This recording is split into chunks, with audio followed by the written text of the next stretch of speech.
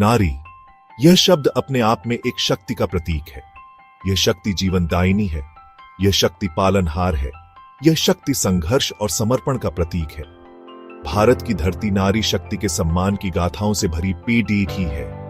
यह भूमि सीता, सावित्री, लक्ष्मीबाई जैसी वीरांगनाओं की जन्मस्थली रही है, जिन्होंने अपने साहस और त्याग से इतिहास के पन्नों को स्वर्णिम अक्षरों से अंकित किया है। आज भी भारत की नारी अपने अदम्य साहस, अटूट धैर्य और अपार क्षमता से देश को विकास के पथ पर अग्रसर कर रही है। भारतीय संस्कृति में नारी को देवी का दर्जा दिया गया है। वेदों और उपनिषदों में नारी को ज्ञान, शक्ति और समृद्धि का प्रतीक माना गया है। प्राचीन भारत में गार्गी, मैत्रेयी जैसी विदुषी स्त्रियां हुई हैं, जिन्होंने अपने ज्ञान से ऋषि मुनियों को भी चुनौती दी थी। लेकिन समय के साथ साथ सामाजिक कुरीतियों ने जन्म लिया और नारी को गृहस्थी तक सीमित कर दिया गया।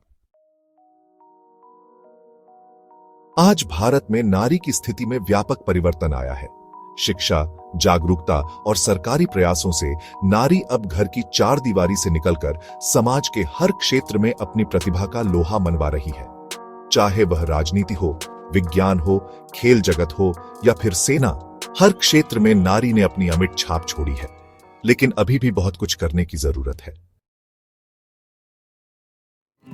शिक्षा नारी को सशक्त बनाने का सबसे महत्वपूर्ण साधन है। शिक्षित नारी न केवल अपने परिवार को बेहतर बना सकती है, बल्कि पूरे समाज को प्रगति के पथ पर अग्रसर कर सकती है।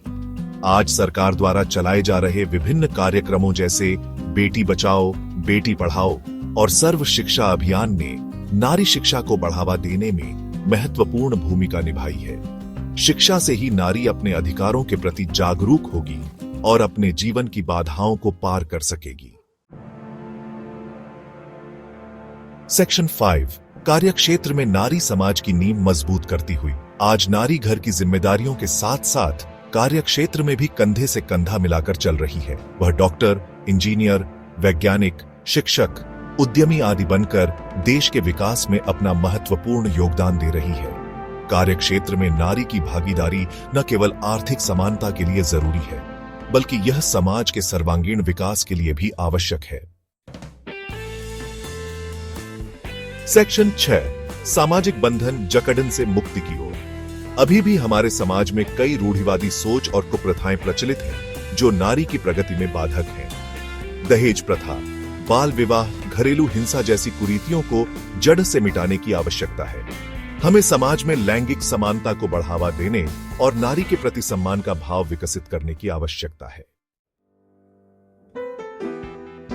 सेक्शन 7, सशक्तिकरण, नारी शक्ति का उत्थान।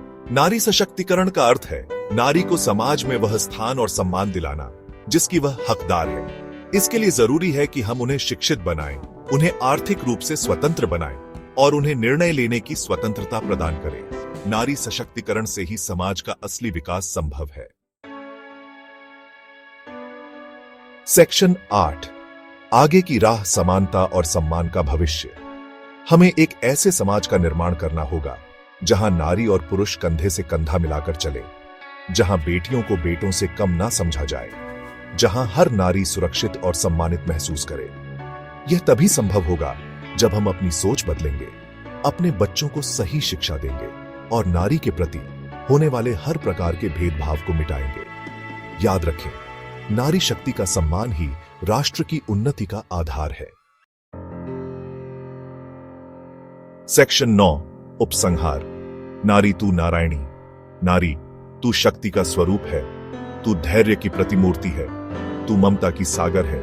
तुझ में ही सृजन की शक्ति है, तुझ में ही पालन का गुण है, तुझ में ही संहार की क्षमता है। तेरे बिना संसार अधूरा है, तेरे बिना जीवन नीरस है। नारी तू नारायणी,